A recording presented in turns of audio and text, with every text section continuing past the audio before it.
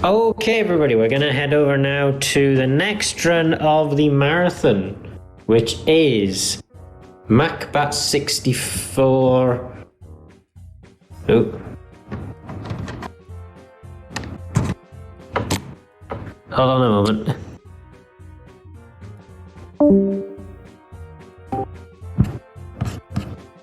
There you go, I was having a few audio problems on my side, sorry everyone. Right, we're going to go over now to the next run of the marathon, which is Macbat 64, 100% new release by Kefka14. Don't forget, of course, we are doing this as a charity event for Everyone Can. If you would like to donate, then ! donate in the chat will bring you guys up the Tiltify link where you can donate. The total marathon goal, of course, is £750 by the end of the marathon. We've currently raised £385 to them, which is absolutely incredible.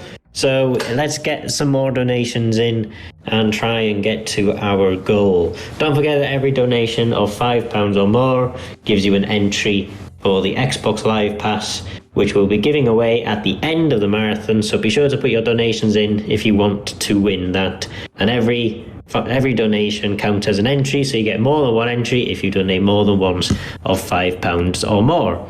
So, Kefka, you're up, so get yourself introduce the run, give me a countdown when you want to start, and we can begin. Alright, so first of all, thanks for having me. Best I can tell, this is Macbat's first marathon appearance ever, in any marathon, so that's pretty cool. This is going to be 100% new release on the Nintendo Switch. It's very similar to any percent, but there's, some bonus levels and stuff. Let's just get right into it. And 3, 2, 1, go. So, Macbat 64 is kind of like an homage to a bunch of 64 games from back in the day. More specifically, a lot of Rareware titles. And it's definitely an indie game, but it kind of doesn't present as one. It definitely presents as more sort of like a nostalgia piece. Anyway, level 1 here, beginner's bar. The object was to get 5 coins so that we could purchase a drink to talk to the ship captain. We did that and finished the stage. Very short. This game is super short, as you'll see, but 100% definitely gets a little bit more out of it. A lot of the run is spent just going into this book menu here and flipping through pages. Anyway, this level here, there's a pretty tricky skip we can do. May take me a time or two to set it up. Basically, if you go to the home menu at the right time while aiming towards the barrier of this level, we'll go through the barrier of the level. And once we get through the barrier of the level, we can go out of bounds and use that as a way to complete the level early without having to do a pretty irritating puzzle. Sometimes this trick can be pretty, tricky. It's not exactly what I would call a frame-perfect trick, but it can definitely be a run killer. The good news is it's early in the run. So we made it through. We made it out of bounds. Like so, and then we come under this log here and fly up into the level exit line. So, normally you have to do a series of puzzles in this stage to get some balloons, which causes this cage to lift up so that you can get to the exit, but we're not going to bother with that today. So, this next level here is Tulsar's Forest, and the object here is to get a series of items so that we can go into the dungeon. Specifically, we need a hat, shield, and sword, and now we have all 3 of those things. It's wonderful. Then we're going to go down into the dungeon here, and we have a little mirror puzzle. Very simple stuff. So, for those of you who may be interested in running this, it's super cheap, and very, very easy game to get into in terms of running, but has a pretty high skill ceiling because of just how optimized the general movement is. Uh-oh. This puzzle here can be a little bit frustrating at times. There we go. Normally what we do in this stage is we glitch out of bounds and fly sort of around the boundary of the level. Here we notice we got a Kiwi Statue. That's part of the 100% requirement. I actually forgot it in level 2. because I was so focused on doing the really difficult skip. So we're going to make a brief pit stop, and we'll still be quite a bit under estimate. But we'll make a brief pit stop in level 2 to go ahead and grab the thing that I forgot here, which is right there. Wonderful. So anyway, part of the 100% requirements to get all those Kiwi statues, and they allow us to get an item later in the game. Alright, so that's Strangely Familiar Jungle, the shortest level in the game by far. Actually, it might not be the shortest level in the game. There's a bonus level in 100% that's very short, as you all will see. Anyhow, this is probably the most technical level in the game, at least in terms of platforming. It's very similar to the like Kirby 64 levels. Essentially, it's kind of like a 2.5D thing. We will see one other level like this in 100%, which is pretty cool. And it's actually one of my favorite levels, the other level that's like this that's in the game. It's very unfortunate that it's only in the 100% category. One very unfortunate thing about running this particular game and category is that you have to reset your... Oh, nice. Very, very good stage there. That skip at the end of the stage there is quite difficult to do in terms of not clipping through that blimp. Anyway, the one bad thing about 100% is every time you want to do an attempt, you have to erase your save data. It's very, very unfortunate and annoying.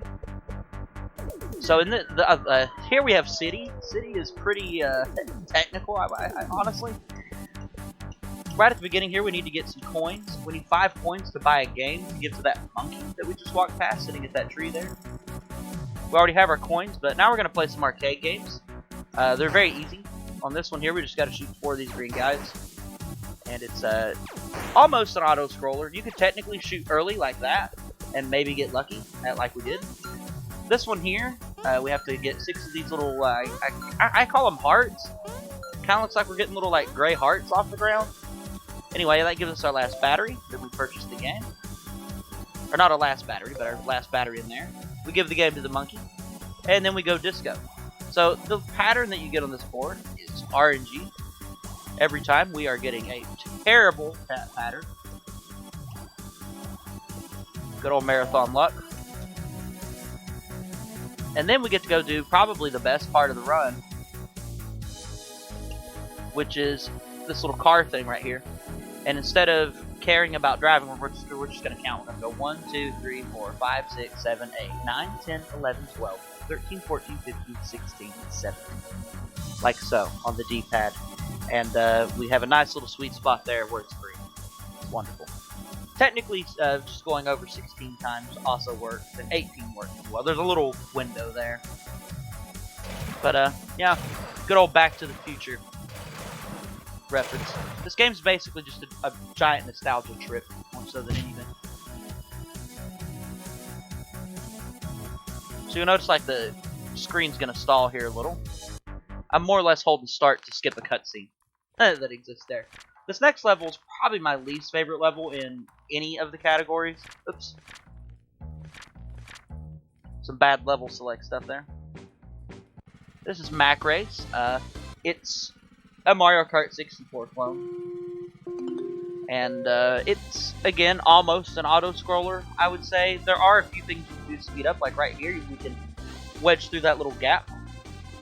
And it will, you know, it cuts the corner pretty good. The boost is pretty weird, in that you just turn into a giant octopus. My best guess is that's a Diddy Kong Racing reference. Specifically the boss of, like, the third water area in the game. That's all I can figure. It looks very similar, at least, to the octopus. The checkpoints on this track are pretty strange. You can't cut the corners as tight as you would want to. I typically use like some of the bush textures as a reference.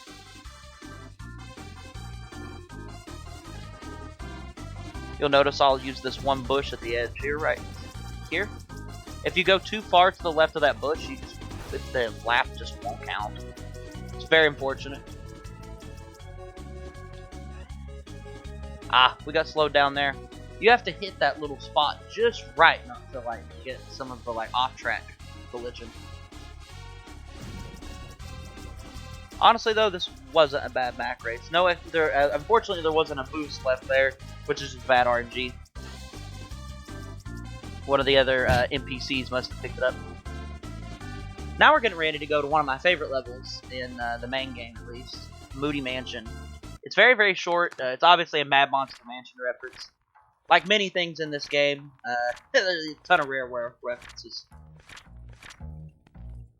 Starts off with a cutscene. We'll just hold start to skip it. So, level's a little bit dark, but more or less we're going to get a key, and then walk straight into that ghost, which warps us back to the beginning. Normally there's a puzzle we have to do, or like a series of puzzles we do to determine the order of hitting these switches, but the order never changes. So we can just simply, we can just simply do the puzzle and leave, like so. Very short level, but I don't know, it's fun. I like the movement in it. Now we're going to go to probably the hardest 3D platforming stage, I would say, in this game, other than maybe City, and that's Watery Factory. Starts with a cutscene as well. So first, we're going to grab this balloon. There is a way to do this a little faster, but I'm doing a marathon safe way. There we go. So, the object of this stage is to get 5 screws in order to fix a submarine. We have 3 of them now. The balloon was for that star, who gives us a screw for it. But before we go, oh man, you know what I just realized? I forgot the other Kiwi Statue in Moody Mansion, so we'll have to double back around for that. Small thing. Anyway, we grab the Kiwi Statue in this stage.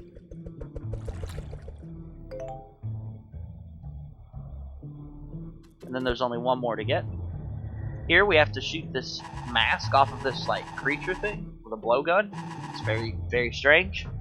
Not really sure what that's all about, but you know, it's a thing. And bada boom. That's Watery Factory. We're gonna make a brief pit stop in Moody Mansion. I keep forgetting to grab the Kiwi statues. It's a very easy mistake to make because the first chunk of this run is so similar to the 80% New Game Plus categories. You'll see how much of a small deviation of route it was to grab this and understand what I mean. In this first room here, we grabbed the key, and that's all. The only other thing we had to do was jump into that picture frame. Minorly embarrassing to forget 2 Kiwi statues, but we're still on track. So now we're going to the final boss. Now, normally in every other category, we would skip fighting this boss entirely, but in 100%, we can't do that. We have to fight the boss as intended. Luckily for us, it's very, very easy. So he just slams his hands down, just avoid them. In any percent New Game Plus, you would ride his hands and fly out of the map. And you literally just skip the boss. That's Phase 1. Phase 1 is definitely the easiest of the two. That's not to say that Phase 2 is difficult. It's pretty self-explanatory. Get on the switch that is up, wait for the hand to raise, move, and he hits himself with a rock. It's wonderful.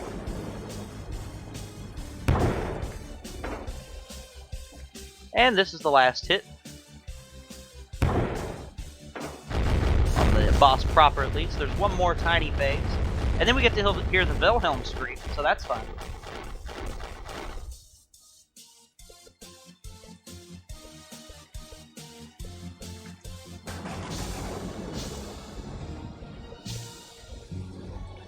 And that's the final boss, more or less. Then we come over here and finish out the level. Now we get to watch through the credits. The best part of 100%, in my opinion. Unfortunately, we have to watch through the credits to unlock the bonus book for the 100% requirement, and before we can do the bonus levels of the game, of which there are 5. They're all pretty interesting, other than one of them. One of them is very short, but we do get a very interesting item in it. One thing you'll notice in the credits, though, is that Grant Kirkhope voices a monkey in this game. He's Grant Kirkhope, for those of you who don't know, did the soundtrack to the Banjo games and stuff, and a lot of the voice acting whatnot in it. So it's pretty interesting.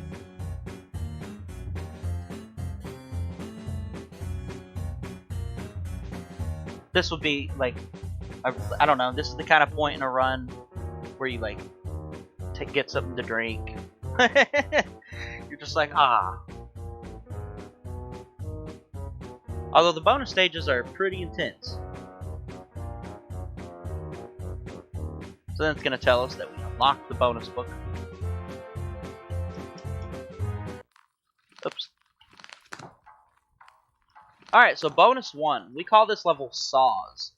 You'll see why. It's kind of like if Super Meat Boy and Macbat met. And what I mean by that is these saw blades, if you bump into one, hopefully I won't, but I probably will. More or less, if you touch one, it will revert you back to a checkpoint. So we're going to hopefully not touch any of them.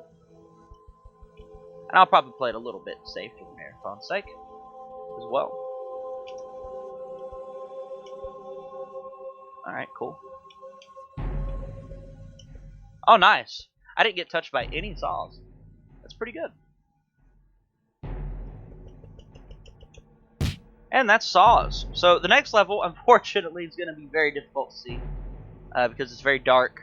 It's also a horror-themed level. It's got a very creepy sort of creature in it, though, and I'm going to take a moment to make sure you guys can see it because, man, it is a creepy looking. So the object of this stage is to get some coins and then leave.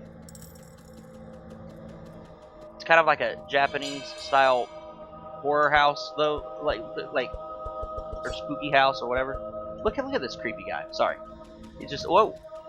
So if you notice, there was something in the hallway behind me there. If we touch him, we get warped back out of, you know, this area and back to the first room, like so. I was just in time to bump into him twice. Lovely. That's what I get for trying to show off the enemy itself, because they're pretty creepy looking. Ah, there we go. So you can use the enemy though to warp back to this first area to get to the stamp sooner once you find the 5 coins. It's very difficult to see though, unfortunately, capture-wise. That's just sort of that level in general. Now we get to do probably the most boring bonus stage. Whoa. And that's the whole level, more or less. Once you get all 4 of the Kiwi statues, it gives you this item.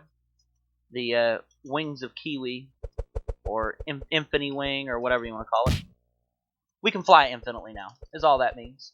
And that's that whole stage. Then we get to go do a Christmas level. Hooray! Object of this next level is just to collect 80 ornaments, and then leave. It's wonderful. The music here is just this sort of like weird version of "Oh Come All You Faithful," which it's just awful. So that thing to my left there is like a booster. We're not gonna jump into it because the path we're taking, it would sort of hinder us. Go down through here, grab these ornaments. And then we're going to go around the back and grab these 5. And then we're going to take this booster. I said we're going to take this booster. There we go. Love it. A couple ornaments in the snowballs there. Obviously, this whole level is a Freeze's Peak reference. For those of you familiar with Banjo-Kazooie. I mean, look at this. We're like flying through the star on the tree. It's wonderful. And there's only 1 level left. And we're at the end of the run already. Last level here is a space level. It's sort of a Metroid Prime thing. This is one of the few cutscenes you can't skip in the game at all, for whatever reason. Just Macbat flying to a planet. Cool. This level's very broken though, as you'll see. First things first, we go through this little door here, and through this door, and then we're going to take a left through this door. And then we're going to go through this door, and we're going to fall down. And then we're going to go into the abyss, and you're not going to be able to tell where we're at for a little bit. So we're out of bounds. And we're skipping a pretty good chunk of stuff. that we need to do.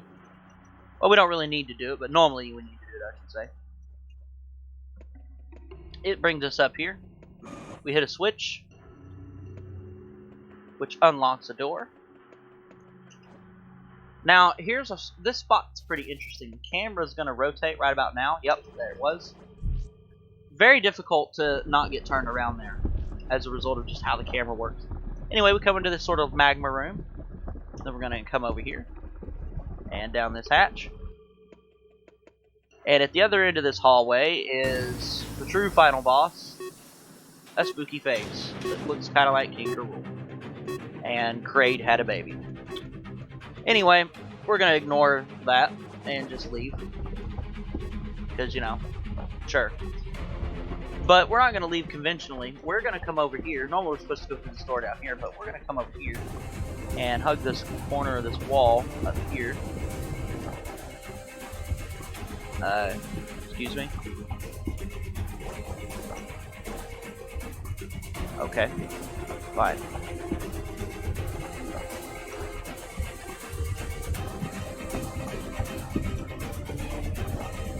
Excuse me? Okay, there it was. Jesus. So, we're gonna hug the corner of that wall up there. Go out of bounds. Skip a whole bunch of stuff. And as soon as I touch this light, that's time. And time.